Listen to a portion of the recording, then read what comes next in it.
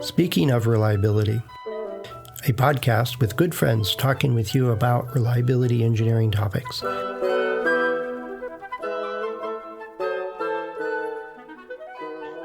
Welcome to Speaking of Reliability. This is Fred Schenkelberg.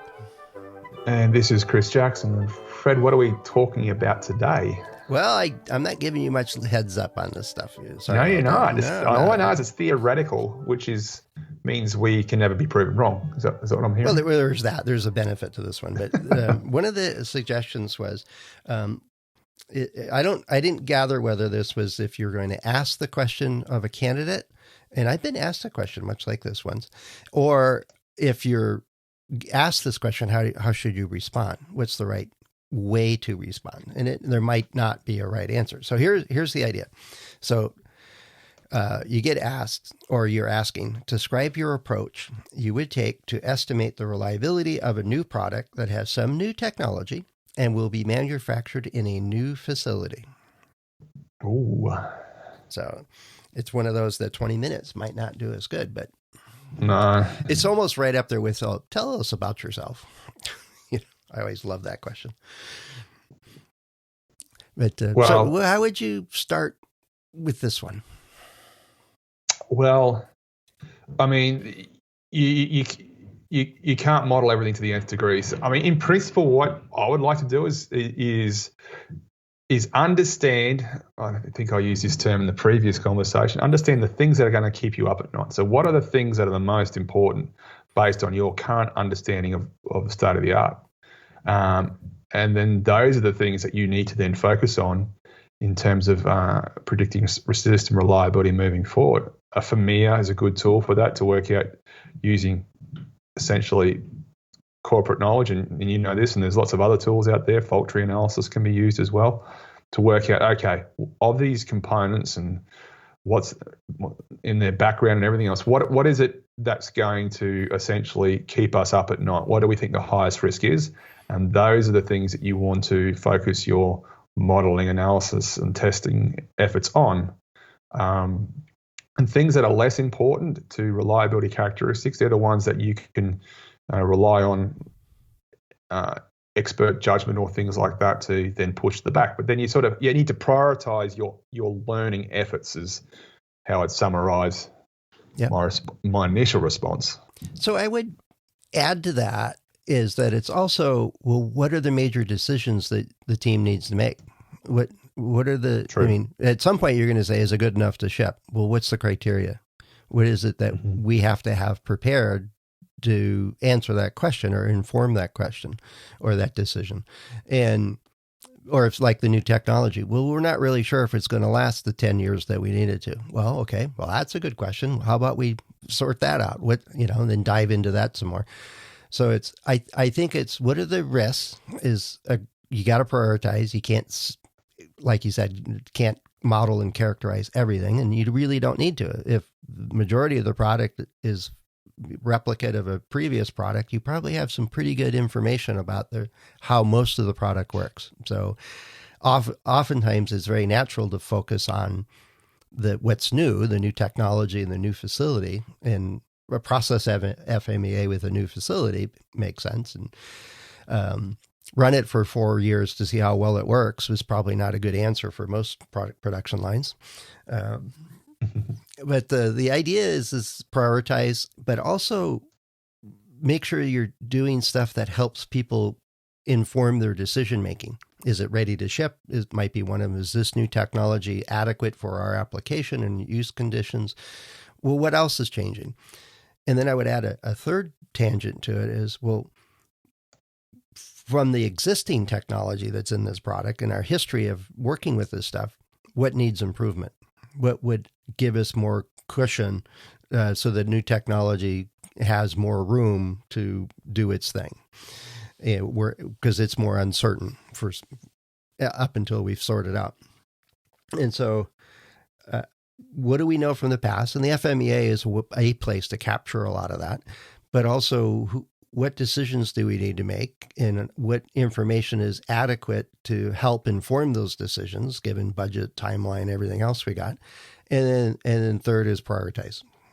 Where are the risks? So I kind of approach it in those three mechanisms. So that's three mechanisms again. The last one ending with prioritizing based on risk. Yeah. It's a prioritize decisions, and I forgot the third one. I was on a roll there. You were killing it. Just wanted to make sure I could make sure I ruined it.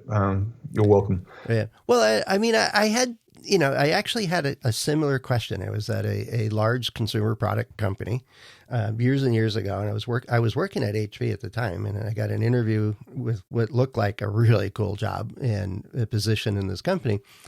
And the project manager who was running this big project interviewed me to be the reliability engineer on the project, and asked me, so what would your approach be?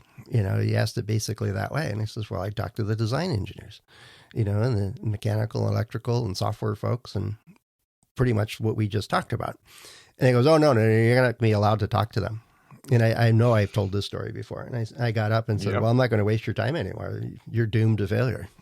And so I left. Yep. There's nothing you can do. But the other thing is we always talk about risk in terms of negative consequences and bad things. There might be opportunities to improve as well. If you're moving to a brand new manufacturer or supplier, if you're moving to brand new components, there may be scope for you to improve reliability, or at the very least, take those improvements or those scope to do things better, as to mitigate some of the uncertainties, which are quite understandable when you change the status quo. Yeah. So there's always that element to explore. Well, I like that idea, is because if you're going to a new facility with a new team, you could start fresh with the concepts of control charts, for example. If that's not been something that's commonly used, let's introduce techniques and processes and measurement systems that upskills that line, so that it's more. Every time I think of this phrase, it makes me giggle a little bit for my junior high English teacher. It just makes it more better. More better, yeah. More better. I don't know where that phrase comes from.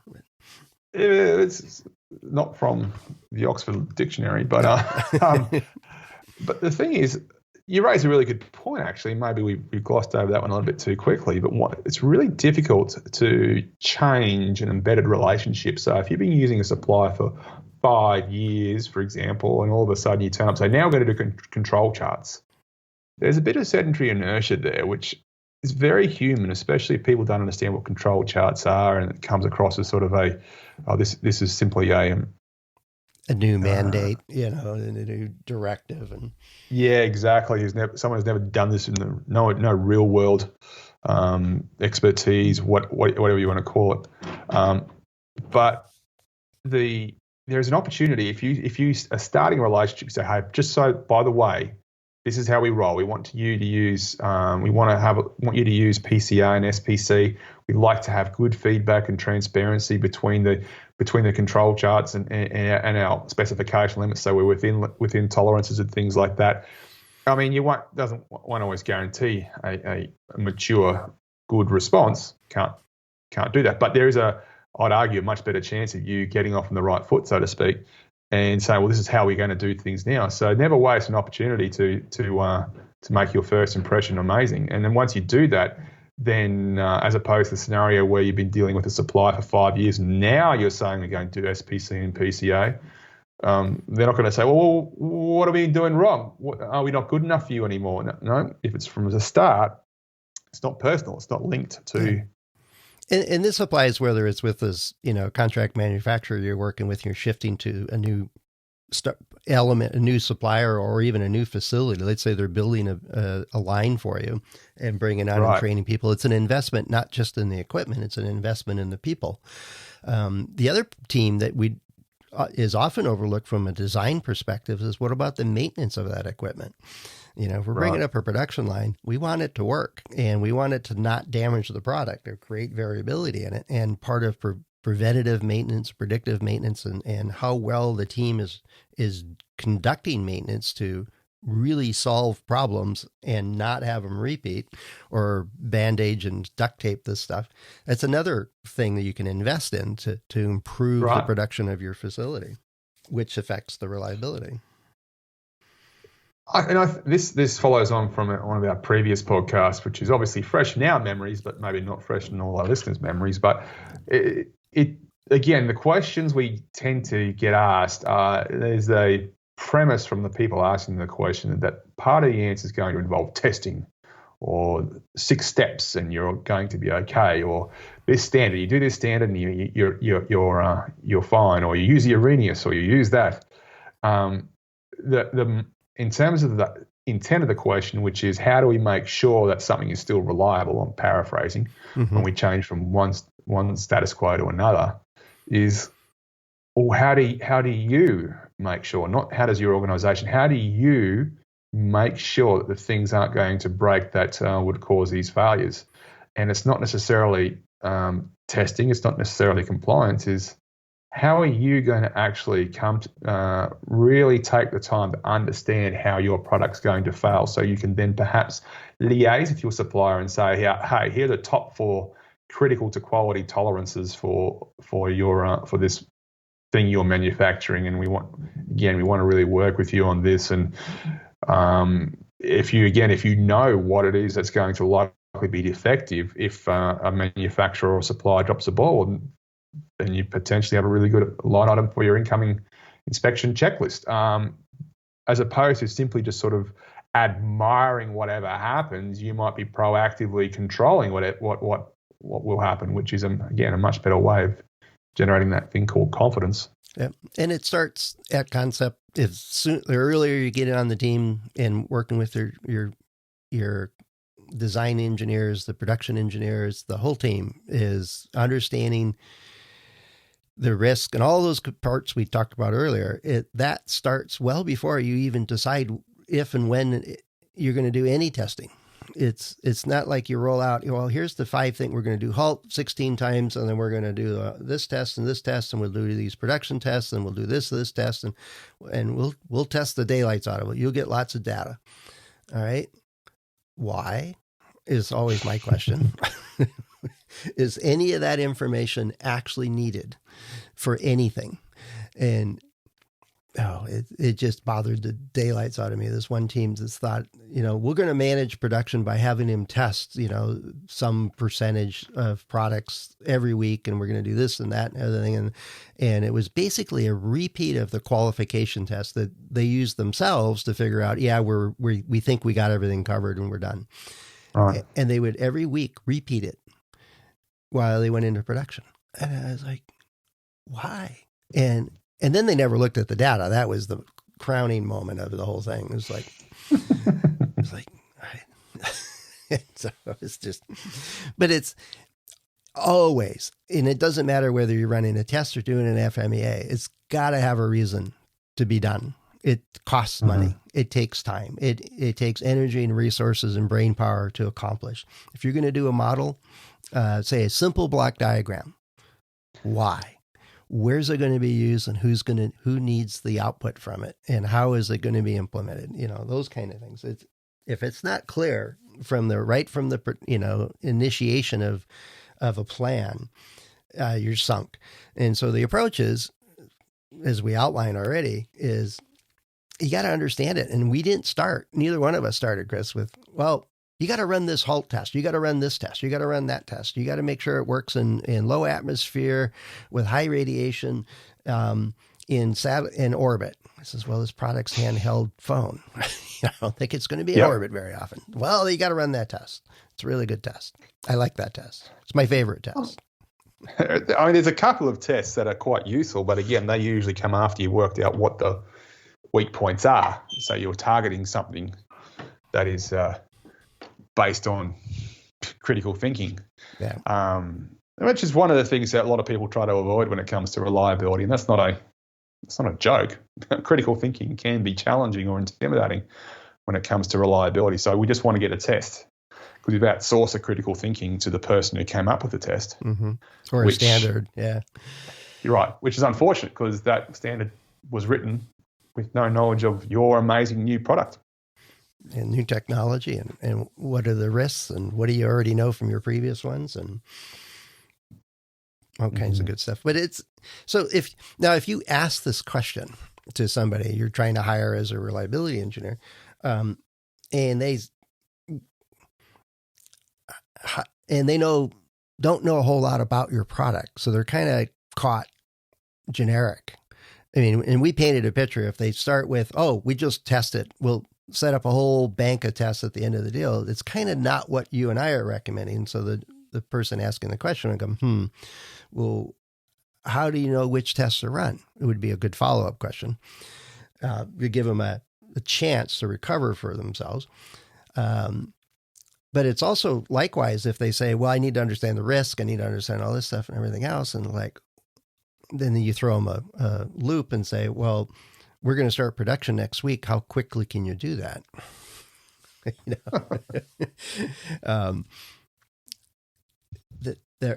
The reality of the local constraints is probably another factor to consider. Is this a high volume consumer product that has a 6 months from concept to production? Or is it a brand new platform that we've got 5 years and $3 billion to sort out and it must work, kind of thing. Hopefully in an interview situation, you got just an idea of what's the nature of the industry or product that you're dealing with. So you can, but the local constraints of budgets and timing and capabilities, resources available all matter also. Right. But then it comes back to the decision because, okay, if you want to talk budgets and constraints, then when does a decision now become null and void because you've waited too long to make it, which is what the schedule is all about, realistically. And so that then really helps crystallize, if the hypothetical answer, say, well, we've only got 3 weeks before we launch. What are you going to do? Say, well, is the decision that we're going to hypothetically inform based on this testing, this decision needed made a month ago?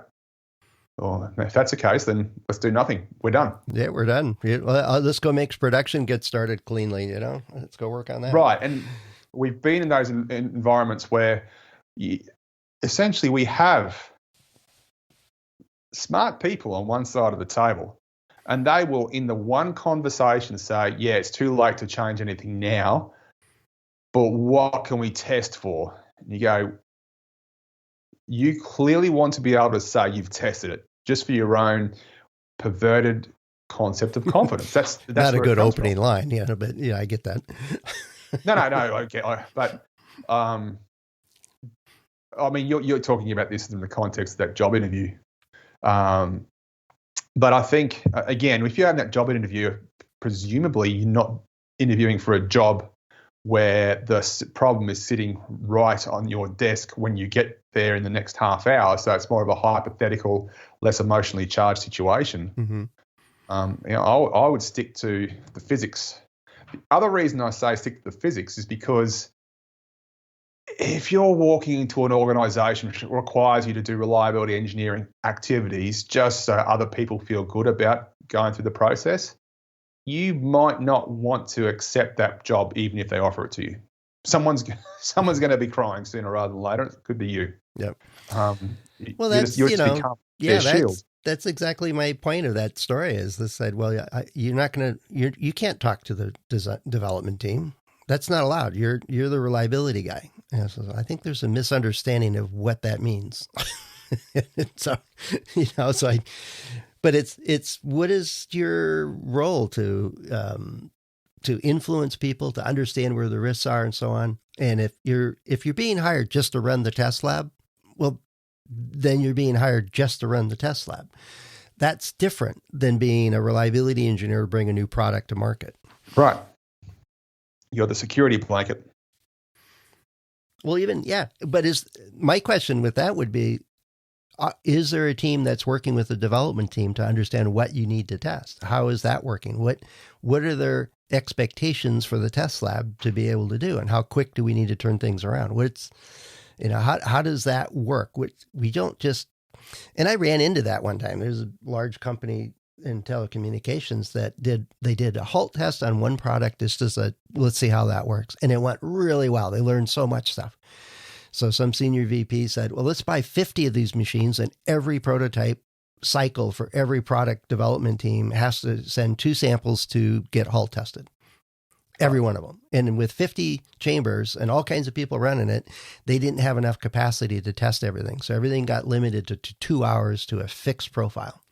Oh, geez. Yeah. And it kind of lost the point of what they were expecting to get out of this thing. The first one they did went really, really well. They had, they went to a local lab that does a lot of hull testing, and they had really good procedures to extract as much information out of the product as they could. But when they went to a fixed profile and only 2 hours, they earned almost nothing. And then they argued and complained that, well, just because it failed there doesn't mean that's a bad design. So we're going to ignore those results. That became so the intent was lost. Yeah. That often happens. I mean, you'll see organizations who, for example, had a really good experience with an activity like a FMEA, and they go, wow, this is cool. This is going to be institutionalized, but it then quickly devolves into a box ticking activity where someone reviews a FMEA worksheet, which potentially was completed by the most junior engineer because that product line manager doesn't really see the value in FMEAs. And when it comes to auditing FMEAs, the only thing you can do is essentially look at a big Excel spreadsheet. So you can't make any reasonable deductions about the quality of the conversation that led up to it. Yeah. Now, there's all kinds of pitfalls. And that brings up one last point is the answer to this question is, well, what's the current culture? It's right. Is it a checklist thing? And do you want to change that? Is it run nothing but tests, but you're finding that not to be effective or, time, it's too costly and it's not giving you good information? Do you want to change it? I'd be asking a whole bunch of questions right back real quick.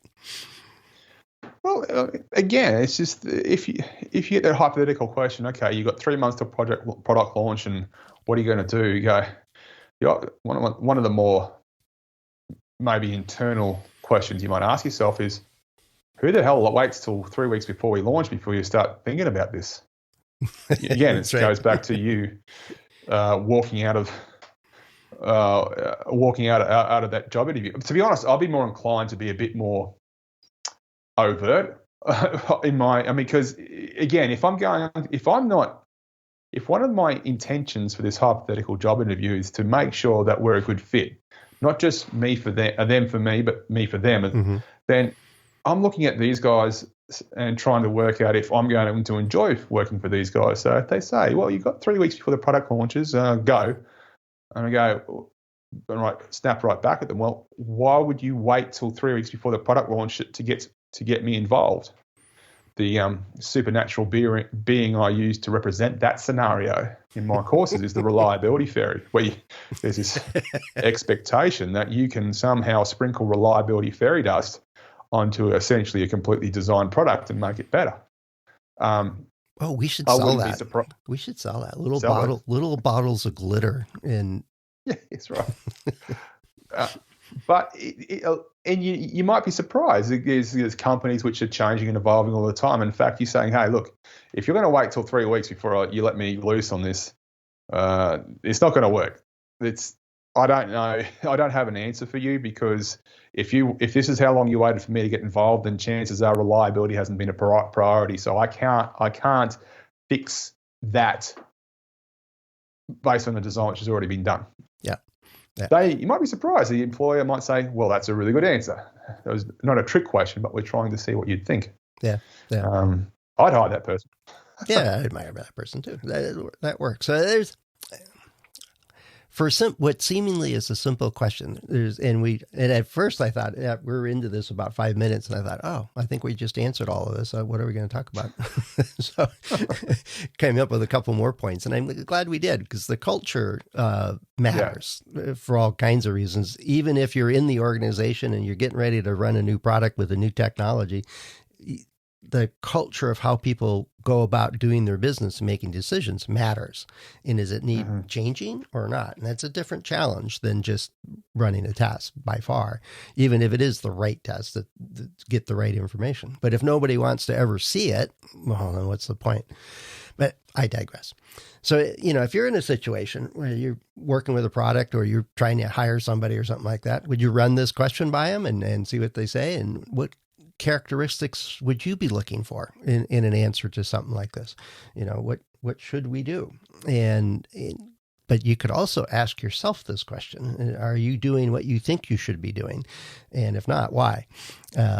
And if you got questions or ideas or suggestions, stuff like that, let us know. Head over to accendoreliability.com/go/SOR. And Chris and I and the other hosts are available through LinkedIn and our About pages. Plenty of ways for you to fire over a question or a suggestion or an idea for us for future shows. And besides that, we'll get you an answer back if you've got a question. We'll comment on it and hopefully get you moving in a productive way so you don't have to wait for the show to come out. Fair enough. So, all good, Chris. Thanks for jumping on unknowingly to another question here, which this is and then we had a good conversation about it. So thanks a lot, Chris. Appreciate it. Always a pleasure. All right. Talk to you later. See you, Fred. Thanks for listening to Speaking of Reliability. We invite you to join the conversation.